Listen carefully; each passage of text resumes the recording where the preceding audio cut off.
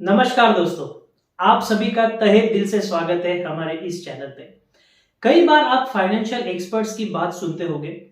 वो अमूमन तौर पे आपको एक सलाह देते हैं कि अगर आपको लार्ज कैप कैटेगरी के किसी म्यूचुअल फंड में निवेश करना है तो बेटर है कि आप इंडेक्स फंड में निवेश कीजिए, ना कि एक्टिवली मैनेज फंड में। क्योंकि हिस्टोरिकली देखा गया है कि 70-80% जो लार्ज कैप कैटेगरी के एक्टिवली मैनेज म्यूचुअल फंड्स होते हैं वो अमूमन तौर पे अपने जो इंडेक्स है उसे बीट नहीं कर पाते।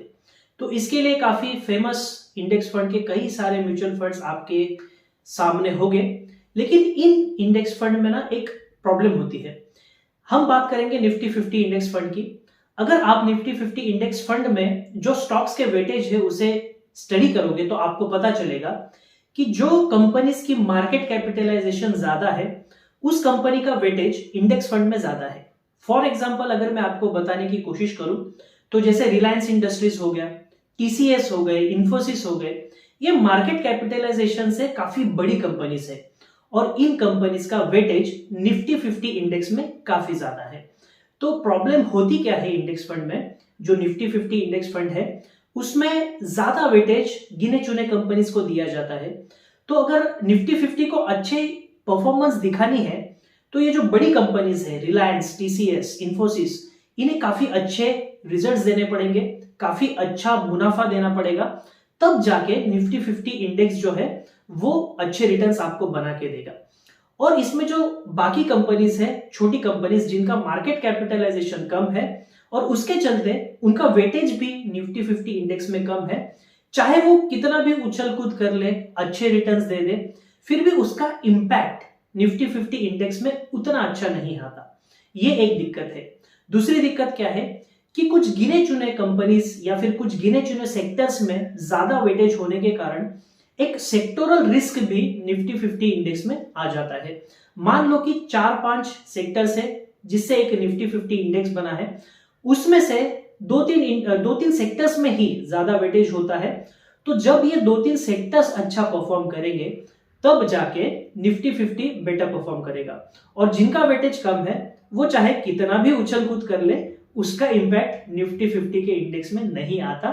ये सबसे बड़ी दिक्कत है और इसी दिक्कत को सॉल्व करने के लिए म्यूचुअल फंड इंडस्ट्री ने एक नया प्रोडक्ट लॉन्च किया है और उसका नाम है Nifty 50 equal weightage index fund. अब ये इक्वल वेटेज क्या होता है मैं आपको ब्रीफली बताने की कोशिश करूंगा। देखिए, निफ्टी 50 में 50 कंपनीज हैं।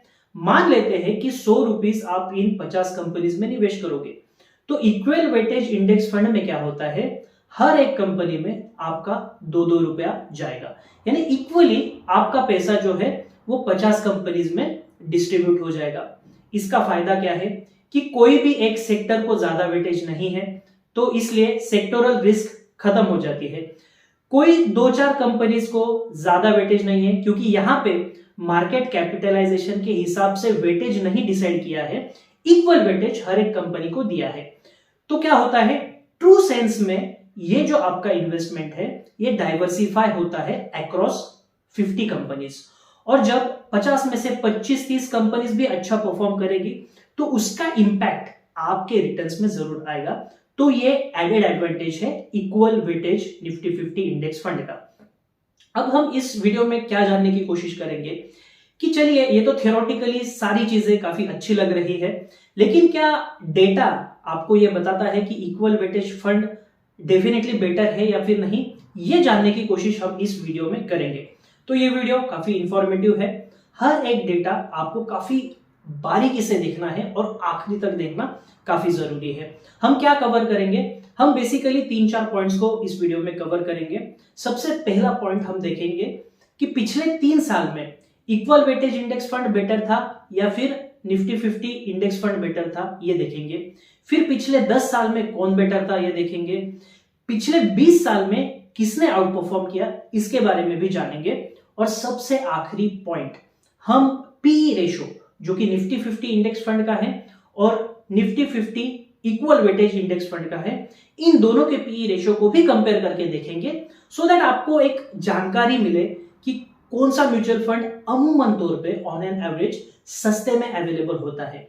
तो ये 4 पॉइंट्स के बारे में हम डिस्कस करेंगे और उसके बाद इन्फरेंस निकालने की कोशिश करेंगे कि क्या आपको इक्वल वेटेज फंड में निवेश करना चाहिए या फिर नहीं। तो चलिए दोस्तों, शुरू करते हैं आज की हमारी ये वीडियो। तो सबसे पहला पॉइंट, पिछले 3 साल में कैलेंडर ईयर की हम बात करेंगे, यानी 2021, 22 और 23। इसके अगर आप नतीजे देखोगे तो 2021 में जो रेड कलर में आपको दिख रहा है वो है इक्वल वेटेज इंडेक्स फंड के रिटर्न, और जो दूसरे कलर में दिख रहे हैं वो है हमारे नॉर्मल निफ्टी 50 इंडेक्स फंड के रिटर्न।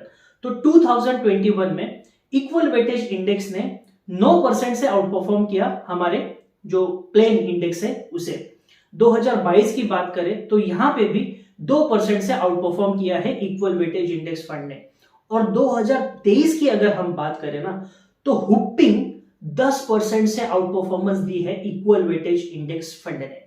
तो ये जो डेटा है हमें क्लियरली बताता है कि पिछले 3 साल में, जो कि इंडियन मार्केट में एक अच्छा मोमेंटम है, तो इस मोमेंटम के चलते इक्वल वेटेज इंडेक्स फंड ने काफी आसानी से निफ्टी 50 इंडेक्स फंड को बीट किया है।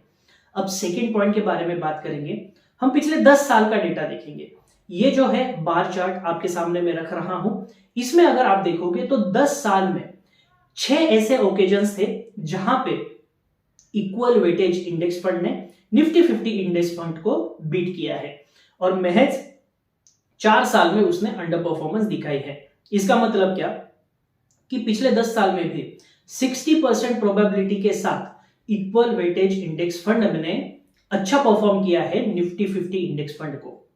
अब हम एक इन्वेस्टमेंट का एक सिंपल एग्जांपल आपके सामने रखेंगे, और वो है पिछले 20 साल के डेटा के बेसिस पे। मान लेते हैं कि 2004 में आपने 10,000 रुपए इन्वेस्ट किए होते निफ्टी 50 इंडेक्स फंड में, तो उसके बढ़ के हो जाते आपके तकरीबन 1,50,000 के आसपास। अगर इसे हम CAGR टर्म्स में देखेंगे तो वो हो जाते हैं 14.5% के रिटर्न्स पिछले 20 साल में। और यही 10,000 रुपए अगर आपने इक्वल वेटेज इंडेक्स फंड में निवेश किए होते तो उसके बढ़ के हो जाते आपके 1,70,000 रुपए। इसे अगर हम CAGR टर्म्स में कन्वर्ट करेंगे तो आपके रिटर्न्स आ जाते हैं तकरीबन 15.2% के। तो ये हिस्टोरिकल डेटा आपको क्या बता रहा है कि पिछले 20 साल में भी इक्वल वेटेज इंडेक्स फंड ने ऑन एन एवरेज आधा से 5% जो है वो अपने निफ्टी 50 इंडेक्स फंड से ज्यादा रिटर्न्स आपको बना के दिए हैं। हमने क्या देखा, 3 साल के बेसिस पे आउट परफॉर्मेंस है, 10 साल के बेसिस पे भी आउट परफॉर्मेंस है, और 20 साल के टाइम होराइजन में भी आउट परफॉर्मेंस है इक्वल वेटेज इंडेक्स फंड की। अब सबसे आखिरी पॉइंट हम देखेंगे जो कि है पीई रेशो। अब ये जो ग्राफ मैंने आपके सामने रखा है, यहां पे अगर आप देखोगे तो रेड कलर की जो लाइन है वो पीई रेशो रिप्रेजेंट कर रही है इक्वल वेटेज इंडेक्स फंड का। पीई रेशो से आपको क्या पता चलता है कि अमूमन तौर पे जो भी चीज आप खरीद रहे हो वो सस्ती है या फिर महंगी है, ये पीई रेशो आपको बताने की कोशिश करता है। पीई रेशो जितना कम उतनी वो चीज सस्ती मिलेगी, और पीई रेशो जितना ज्यादा उतनी वो चीज महंगी मिलेगी। अब चीज अगर सस्ते में आप खरीदोगे तो और नीचे प्राइस गिरने की प्रोबेबिलिटी जो है वो कम हो जाती है। इसलिए कभी भी आपको पीई रेशो सस्ता होगा तो चीजें खरीदनी चाहिए। इसका मतलब ये नहीं है कि हर सस्ती चीज अच्छी होती है, लेकिन म्यूचुअल फंड्स या फिर इंडेक्स फंड के बारे में पीई रेशो अगर सस्ता है उस वक्त आप लोगे तो काफी अच्छा माना जाता है। तो ग्राफ के बेसिस पे से भी आपको पता चलेगा कि पिछले 20 साल में अमूमन तौर पे ऑन एन एवरेज जो इक्वल वेटेज फंड है वो ज्यादा कम पीई पे अवेलेबल था as compare to Nifty 50 index fund. तो क्या एडेड एडवांटेज हो गया, एक तो सस्ता है, 3 साल, 10 साल और 20 साल के होराइजन पे अच्छे रिटर्न्स है। तो ये सारी चीजें एक स्ट्रॉन्ग कंटेंडर बनाती है इक्वल वेटेज इंडेक्स फंड को।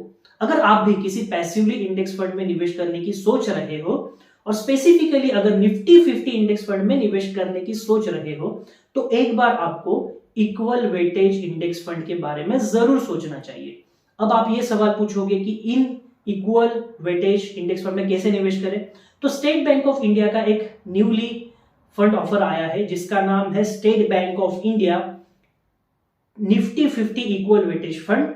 तो उसे भी आप चेकआउट कर सकते हो। ये कोई रिकमेंडेशन नहीं है, ना कि कोई एडवर्टाइजमेंट है। ये सिर्फ आपके सामने एक डेटा प्रेजेंट करने की मेरी एकदम कोशिश है।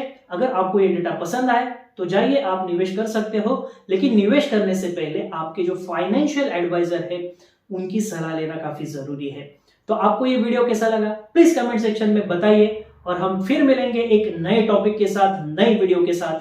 तब तक के लिए bye bye, have a nice day.